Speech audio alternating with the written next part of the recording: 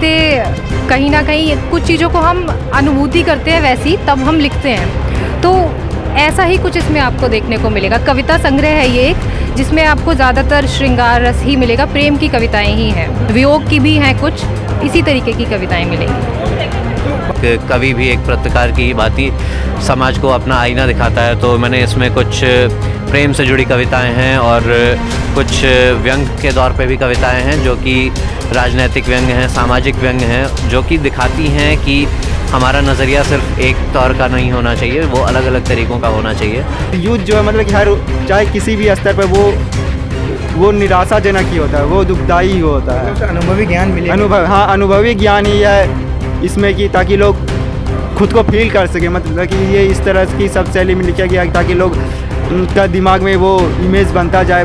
आखिरी मतलब इसके बैक कवर में 3 लाइनें लिखी है, अगर आप देखेंगे, ये एक बच्चे की नासमझी है, एक नौजवान की आंखों देखी है और एक बुज़ुर्ग की ज़िंदगी है। तो ये 3 लाइनें ये इसके अंदर की कहानी को डिस्क्राइब करती है। अगर ये एक्चुअली एक लघु उपन्यास है और इसमें इसको थोड़ा और इंटरेस्टिंग बनाने के लिए, युवाओं के लिए इंटरेस्टिंग बनाने के लिए मैंने इसमें कुछ खुद से बनाए हुए चित्र भी डाले हैं। और दोस्तों, मैं अभी प्रगति मैदान में हूँ और इस समय प्रगति मैदान में जो विश्व पुस्तक मेले के दौरान काफ़ी युवा लेखक हैं जो मेरे साथ अभी मौजूद हैं। इन्होंने अभी हाल ही फिलहाल में अपनी पुस्तक लिखी है और यहाँ पे अपने स्टॉल में अपनी पुस्तकों के साथ बैठे हैं और आइए बातचीत करते हैं। युवा लेखक हैं, जिस तरीके से समाज को एक पत्रकार सच्चाई दिखाता है, उसी और एक लेखक भी अपनी जो शब्दों से कहीं ना कहीं एक लोगों में एक उत्साह और एक चिंगारी का भाव जागृत करता है। तो आइए बात करते हैं। हमारे साथ शुभम स्वराज जी हैं, इन्होंने लिखावटें गुलजार के एक नाम की पुस्तक हैं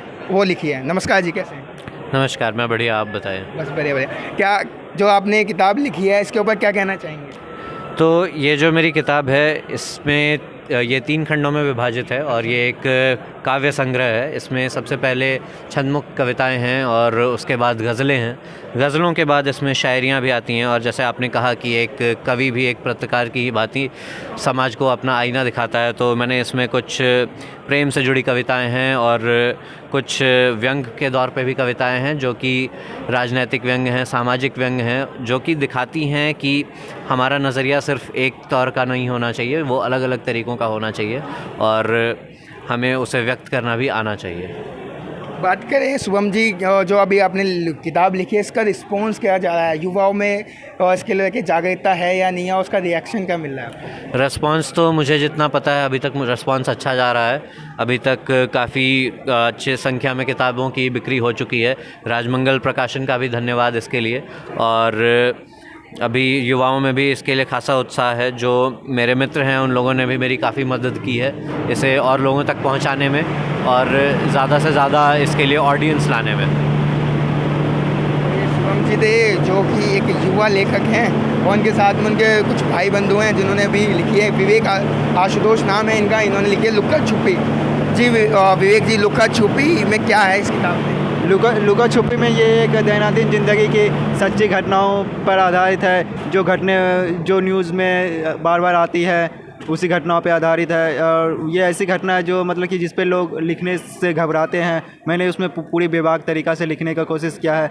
लुका छिपी में ये एक 3 दोस्त की कहानी है जो एक रेपिस्ट है और वो मतलब कि बाय डिफ़ॉल्ट मतलब क्या वो अकेली लड़की को देखकर ऐसी घटना को अंजाम देने का कोशिश करता है। फिर उसके बाद एक जो कैरेक्टर है वो उसे पश्चाताप होता है बाद में, फिर वो उसका मशीनी संस्करण में वो उपाय ढूंढने का कोशिश करता है कि हम टाइम मशीन बनाएं और इस घटनाओं को होने से बचाया जा सके। और इसमें 6 अलग अलग कहानी लिखी गई है, जिसमें एक पेंटिंग है, नाज है, टैबू है, रावलपिंडी है। रावलपिंडी में जैसे पार्टीशन के बारे में लिखा गया है कि जैसे हर घटनाएं मतलब कि कहानी है कि मतलब कि हिंदू एज ए हीरो और मुस्लिम एज ए विक्टिम दिखाया जाता है। लेकिन मैंने इसमें अलग पर्सपेक्टिव से दिखाया कि मतलब कि किस तरह से अगर जो हिंदू जो थे वो मतलब कि विभाजित पाकिस्तान से इंडिया आए तो उसे किस किस तरह का कठिनाइयों का सामना करना पड़ा। उसे अपने ही देश के लोग उसे अपना नहीं माने, यानी कि अपने ही घर के लोग अपने ही घर के द्वारा घर से भगाए जाने के बाद भी वो अपने ही घर में एक्सेप्ट नहीं हुए। मतलब इसी तरह की वो घटनाएं की कहानी है कि उसका घर बार तोड़ दिया जाता है, फिर जब यहाँ वापस नए हिंदुस्तान में आते हैं तो उसका प्रोफेशन छिन जाता है, उसे वो उर्दू का प्रोफेसर रहता है, लेकिन वो जिस जगह में अपना आशियाना बनाते हैं वहाँ पे हिंदी का बोलबाला चलता है और लोग उससे उतना मुतवज्जो नहीं देते हैं। विवेक जी, यहाँ पे सवाल है कि जो आपकी किताब लिखी गई है कि इसमें युवाओं में क्या जागरूकता लाएगी और युवा इससे क्या सीख पाएंगे? इसमें ये युवाओं के लिए के लिए यही लिखे हैं कि मतलब कि लोग इस घटनाओं को लोग देखें और इससे जागृत हो कि ये घटनाएं मतलब कि किसी भी समय घटित होने वाली घटना है, ताकि लोग इससे अवेयर हो सके।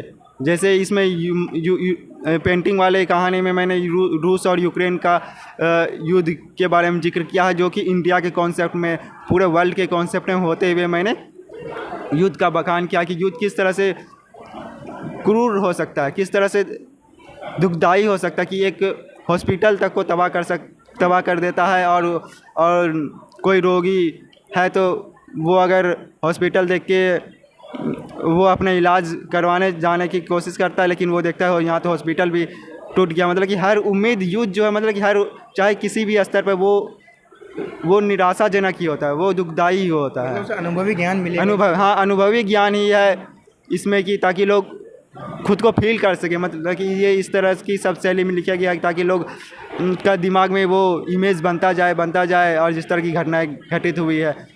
और बेसिकली लुक्का छिपी में एक अनुभवी ज्ञान है जो एक युवाओं को देखने को मिलेगा। तो मेरे साथ एक और लेखक हैं, मयूर नाम है आपका। जी सर, कैसे? मैं बहुत बढ़िया हूँ, आप कैसे हैं? बहुत बढ़िया। क्या किताब के के माध्यम से आप युवा में क्या ऐसी सीख देना चाहते हैं? ओके, आप जिस तरह से इनको भी पूछा कि युवाओं में क्या प्रभाव पड़ेगा, नहीं, सीख क्या मिलेगी? सीख क्या मिलेगी? अच्छा, दरअसल देखा जाए तो मैंने आखिरी मतलब इसके बैक कवर में 3 लाइनें लिखी है। अगर आप देखेंगे, ये एक बच्चे की नासमझी है, एक नौजवान की आंखों देखी है और एक बुज़ुर्ग की ज़िंदगी है। तो ये 3 लाइनें ये इसके अंदर की कहानी को डिस्क्राइब करती है।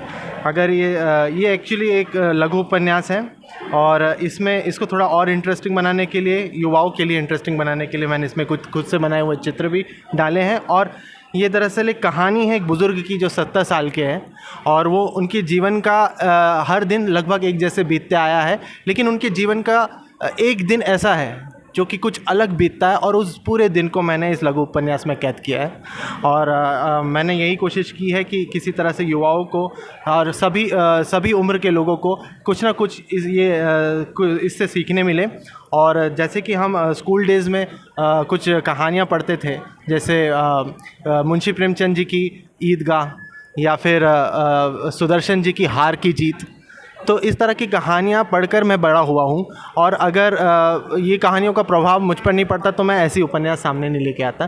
तो मेरे ख्याल से ये उन्हीं के वजह से है, उन सारे लेखकों की वजह से जो मैं ये उपन्यास ला पाया हूँ।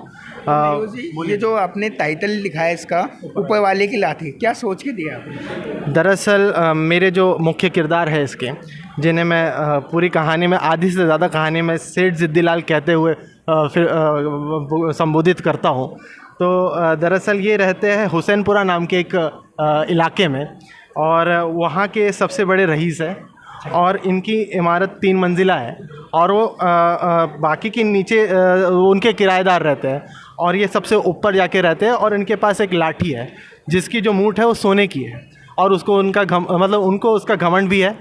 और इस वजह से मेरे ख्याल से ये रहते हैं क्योंकि सबसे बड़ी इमारत में उस इलाके की। तो इस तरह से मैंने ये कहा है कि इनकी लाठी है जो ऊपर वाले की लाठी है। ये इसका उस तौर पे कुछ लेना देना नहीं है जो ज़्यादातर हम सुनते हैं कि ऊपर वाले की लाठी में कोई आवाज़ नहीं होती, जो कहावत है हम ज़्यादातर ये सुने ऊपर वाली की लाठी को लेकर। पर दरअसल ये एक फ़िलॉसफिकल भी है, देखा जाए तो ये कहने भर के लिए कि ये ऊपर जो रहते हैं इनके पास लाठी है तो ऊपर वाले की लाठी होगी, लेकिन इसके अलावा भी ये इस नाम को किस तरह से जस्टिफाई करती है, इसको जानने के लिए आपको ये नावल पढ़नी पड़ेगी। जैसे मयूर जी का कहना है, अगर आपको असलियत में इसकी जो टाइटल की व्याख्या समझनी है तो एक बार इस नोवेल को ज़रूर पढ़ना चाहिए। और जो एक बचपन से लेके एक युवा की आंखों देखा हाल और एक बुढ़ापे की जो चीज़ें होती हैं वो सब इस नोवेल में पिरोया है। और ऐसे कुछ महान, जिसे बोलते हैं कि कहते हैं कि युवा आजकल बुक नहीं पढ़ता, लेकिन यहाँ पे युवा खुद की अपनी जो आध्यात्मिक किताबें लिखता है। तो यहाँ पे हमारे साथ एक और हैं, युवा हैं, और साथ ही दूसरी बात है कि छात्रा हैं और महिला हैं कि उन्होंने भी अपने एक कविता संग्रह लिखा है। हर्षिता नाम है, बात करते हैं। जी नमस्कार, कैसे हैं? नमस्कार, मैं बहुत अच्छी हूँ। तो जो आपने लिखा है तुम्हारे प्रेम में जाना, तो इसको लिखने से पहले आपने क्या सोचा था? बहुत कुछ सोचा है इसको लिखने से पहले। वैसे मैं ज़्यादातर ना प्रेम पर ही लिखती हूँ, ठीक है। तो वही लिखते लिखते कहीं ना कहीं कुछ चीज़ों को हम अनुभूति करते हैं वैसी, तब हम लिखते हैं। तो ऐसा ही कुछ इसमें आपको देखने को मिलेगा। कविता संग्रह है ये एक, जिसमें आपको ज़्यादातर श्रृंगार रस ही मिलेगा, प्रेम की कविताएं ही हैं, वियोग की भी हैं कुछ, इसी तरीके की कविताएं मिलेंगी। तो बात करें युवाओं को क्यों ऐसी किताबें पढ़नी चाहिए, क्योंकि कहा जाता है कि कहीं ना कहीं आजकल के जो माता पिता हैं कि प्रेम कहीं ना कहीं वो बच्चों को गलत दिशा की ओर ले आता है। नहीं, ऐसा नहीं है। प्रेम वो आजकल इस प्रेम वर्ड को ना लोग कुछ अलग तरीके से ही सोच लेते हैं, लेकिन ये ऐसा नहीं है। जो जैसा सोचता है वो वैसा ही उसको परिभाषित कर देता है। असल में प्रेम शब्द ऐसा है जिसको हम परिभाषित कभी नहीं कर सकते। आप किसी भी चीज़ में ले लो, प्रकृति में ले लो, वैसा आप यहाँ पढ़ेंगे भी, जैसे प्रकृति में सूर्य, चांद है, भगवान है, हम हर चीज़ में प्रेम देखते हैं। तो ऐसा ही कुछ है। प्रेम एक सीमित नहीं है, वो असीमित है। तो ऐसा ही कुछ इसमें जैसा महसूस किया गया वैसा ही लिखा गया है। महसूस जो किया है वो लिखा हाँ गया जी, है। जैसे आसपास की चीज़ों से, लोगों से, वो सब इसमें मिलेगा। बहुत बहुत धन्यवाद। तो जिस तरीके से काफ़ी हमारे साथ जो लेखक मौजूद थे, युवा थे, और ये वो हैं कि आज समाज को जो एक रास्ता दे रहे हैं, और जाहिर सी बात है जो एक आकांक्षाएं होती है वो इनके द्वारा पूरी हो रही हैं। ये युवा हैं और इन्होंने आज अपनी किताबें लिखी हैं। तो आशा है आप लोग भी इनकी किताबों को एक बार नज़र डालेंगे और ज़रूर पढ़ेंगे। दिल्ली से यूथ मीडिया टाइम्स के लिए संजीव गुप्ता की रिपोर्ट।